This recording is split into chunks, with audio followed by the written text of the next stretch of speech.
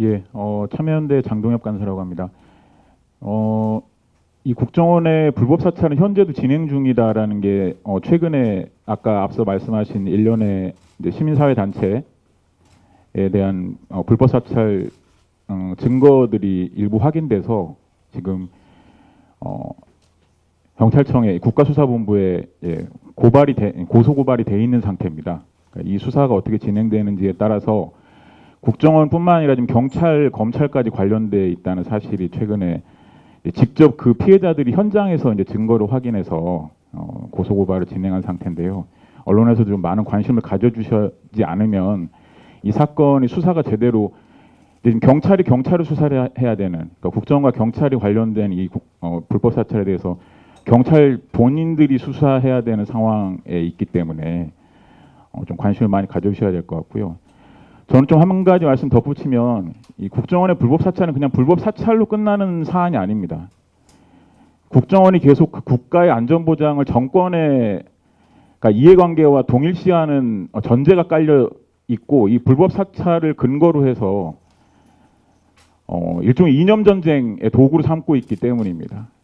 더군다나 그 사찰의 대상이 참사의 피해자, 유가족들과 피해자들을 대상으로 하고 있다는 게 계속 되풀이되고 있어서 지금 현재도 사실은 저희는 뭐 세월호 참사에 관련해서 정보공개 청구를 했지만 지금의 참사, 이태원 참사 유가족들에 대해서도 이런 불법 사찰이 진행되지 않으리라는 보장이 없는 것이죠. 왜냐하면 계속 이 참사를 정치적인 의제로 정권에서 다루고 있고 참사를 정치화한다고 계속 시민사회를 공격하고 있는데 반대로 보면 역으로 이런 국가기관들이 계속 참사의 유가족들과 피해자들에 대해서 불법 사찰을 비롯해서 이것을 오히려 더 정치적인 의제로 다루고 있다는 게 오히려 확인되고 있고 그 대표적인 사례가 사실 세월호 참사일 것입니다.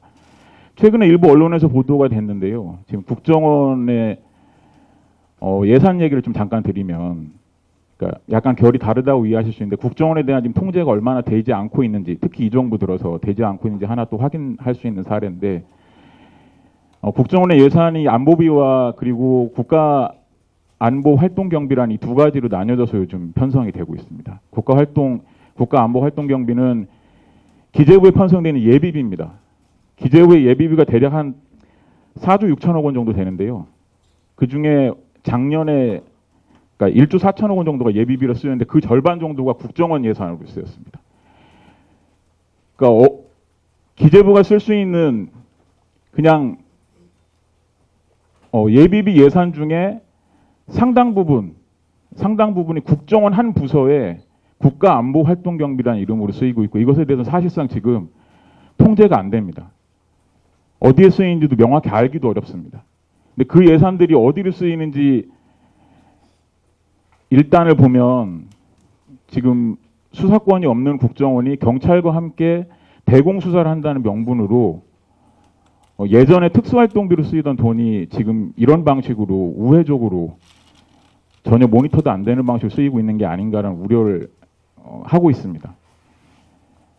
단순히 불법 사찰이 그냥 인권에 대한 문제뿐만 아니라 국정원이 이 불법 사찰을 계속 근거로 해서 정권의 이념 전쟁에 천병으로 지금 나서서 참사의 피해자, 참사를 지원하는 단체 이런 사람들의 인권을 짓밟는 도구로 계속 쓰이고 있는 한은 국정원에 대해서 국정원 개혁이라는 것이 제대로 이루어질 수가 없다고 보고 있습니다. 그래서 국정원 개혁의 핵심 과제로서도 이 국정원의 불법 사찰 정보에 대한 제대로 공개가 돼야 되고 그 정보 가운데서 혹시 형사적인 처벌이나 또 국정원 개혁에 필요한 법제도를 개정하는 데 필요한 근거들이 확인된다면 국정원 개혁 추가로 더 법제도를 개정하는 방식이든 아니면 이 불법 사찰에 관여한 이들에 대해서 형사처벌하는 방식이든 어떤 방식으로든 국정원 개혁은 계속 진행되어야 된다.